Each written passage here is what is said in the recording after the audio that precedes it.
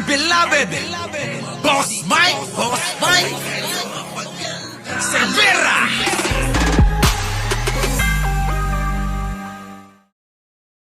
Shout out po. O, pasok. Unang ano sa inyo. To. Nasaan ba yun? To the First Lady of the Philippines. Dahil sa'yo, which means because of you. Because of you I love, because of you I live, and because of you I am what I am.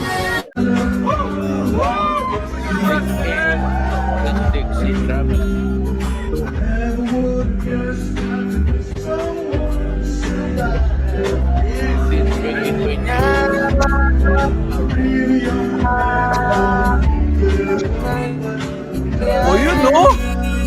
Dapat ganyan eh, kasweet eh, no? No, nakakaingit. Eto na, babanat na tayo. Ano kaya kung magising kayo, no, ng isang araw, ay ganito ang makikita nyo at ganito nga yung nakita namin nung araw. Sa mga hindi pa nakakakita nito, ha? Nung araw, may makikita kayo dyan sa may Rojas Boulevard. Probinsya na pala ng China ang Pilipinas. Base yan sa bumungad ng mga ganitong tarpaulin sa iba't Oh, ano gagawin nyo pag naging ganyan na? Natandaan nyo ba to? Ito. Yan. Oh. Sa mga footbridge.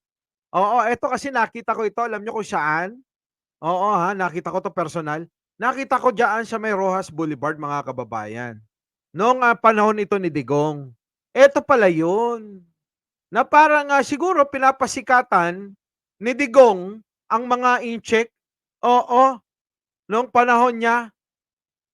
Kaya siguro, noong panahon niya, di ba nga, nagkaroon ng, ng secret agreement.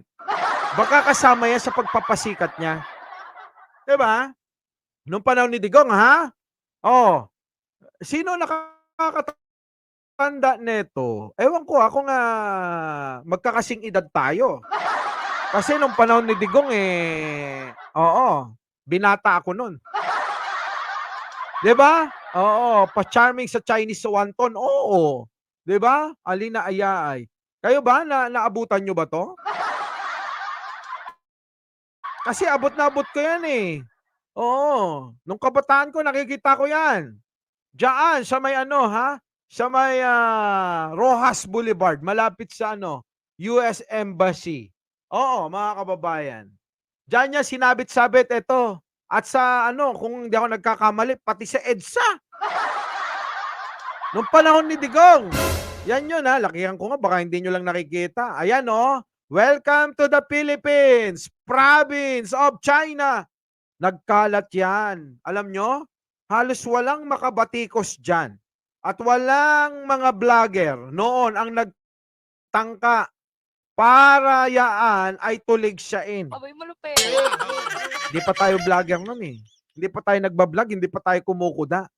Paano ka ba naman kukuda nung panahon ni Digong? Diba? Di mo inabot Joseph Marcos. Naku, ewan ko sa'yo. Ha? Wala kasi napalag. Tama, Arnold Lopez. Walang napalag. Oo, kaya naging normal sa panahon ni Penta yan. Wala eh. Paano ka ba naman? Tutok hangin ka nung araw. Pagka ikaw palag-palag, oo. Oo, nabusalan ang mga vlogger nun. Syempre yung mga vlogger nun, alam nyo na kung sino, di ba? Sila Banat Bay, Maharlika, sino pa? Si Mocha, di ba? Yung mga yan. Sila, naku, ayoko magbanggit ng pangalan. Sila Sas, Abay, malupit. sila Attorney Trixie. Yan yun. Kita nyo kung paano tayo nilinlang ni Digong nyo. Abay, malupit. Oo. Roy Repuya, magandang gabi po. Shout out sa inyo. Oh, yan. O, kita nyo, no? Parang ang po, mga kababayan noon, style ni Digong yan. Style. Yung mga banat ng mga vlogger noon, no? Style ni Digong Abay, yan. malupit. So, ayan nga. Sige nga, ipi-play nga natin. Okay, ha? ang Pasok. Pilipinas. Manila ka ng umaga. Nakasulat sa TARP, Welcome to the Philippines. Province of China. Si Scooper Nea Santiago nakita nakabalandrang tarp sa footbridge sa Quezon Avenue. Dumadaan din noon si Scooper Rex Tugay nang mapansin ang tarp. Kuha naman ito sa footbridge sa bahagi ng C5 Road sa Taguig. Hindi, yun na nga, mga boss ha. Jenny Arcela, eto na ngayon. Ikikwento ko lang. Oo, papunta ako ng airport. Saktong-sakto. Madalas ako sa China noon. Oo. Oo, madalas ako sa China. Hala! Ano tong nakasabit? Welcome to the Philippines, province of China. Abe, naku, parang, ano ba to, joke? Tama yung sinabi kanina dyan eh. Ha, ni Mesio Galera. Akala ko joke lang din. Biruin mo, mababasa mo yan, tapos may sulat pa ng inchik-inchikan. Lovely Jack Vlog, shoutout. Ha, Digonggong. Kita ko yan, at least nahanap ko pa nga itong video na to eh. Oh, talaga naman. Sabi ko, ala, bakit? China na kami? Abay malupit. Kasi noon eh, naniniwala ang mga tao na mas okay yung ating posisyon kung tayo ay nakakampi sa China. Tandaan nyo yun? Abay malupit. Tapos ngayon, no, ang kakapal ng mga mukha nila Banat Bay, nila Maharlika, na talagang pinagtatanggol pa si Digong nyo. Di ba? Oo. Eto si Tatay Digong ninyo. Meron na naman panawagan. Digong, pasok.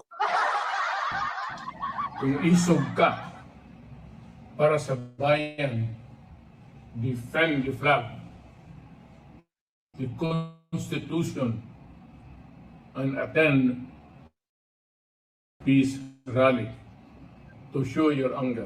Magkita-kita tayo sa April 28, 2024 at 5 p.m. Ang venue natin is Poblacion Bustos. Private property yan. Kasi yung mga gagong opisyal dyan, walang alam sa batas.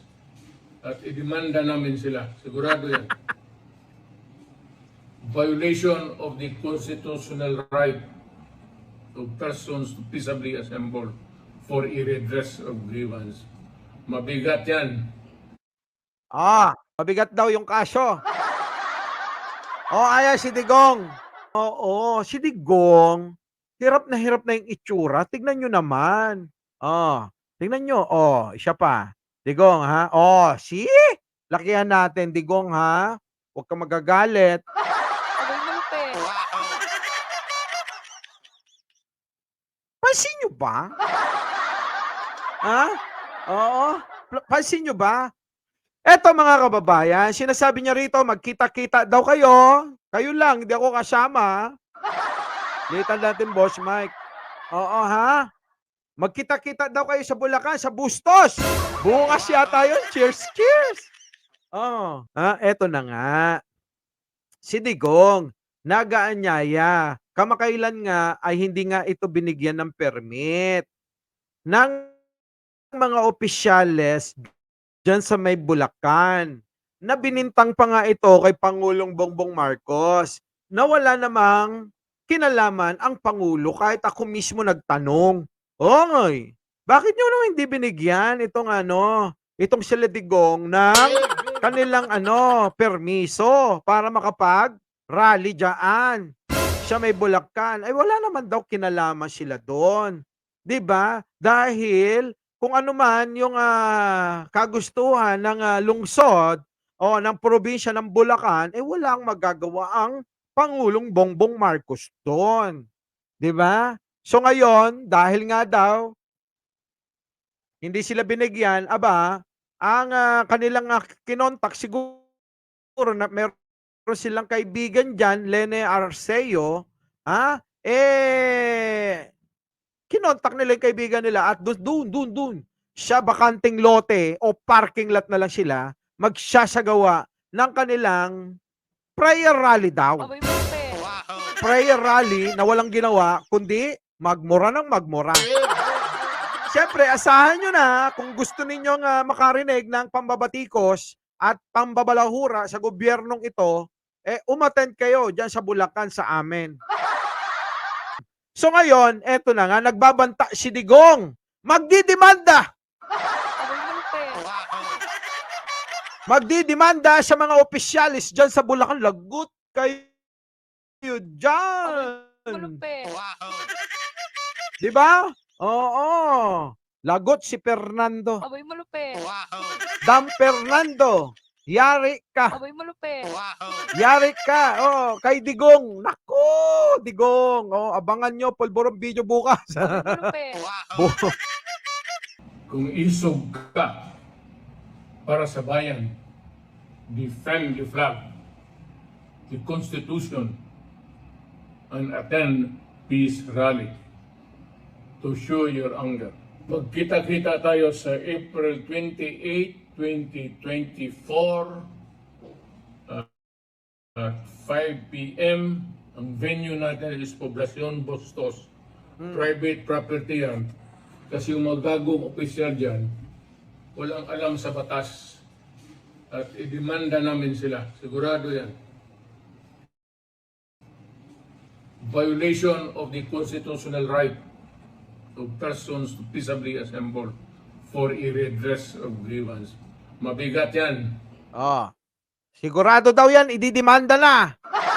Lagot ang mga taga Bulacan kay Digong. Abay malupit. Our beloved Boss Mike Cervera.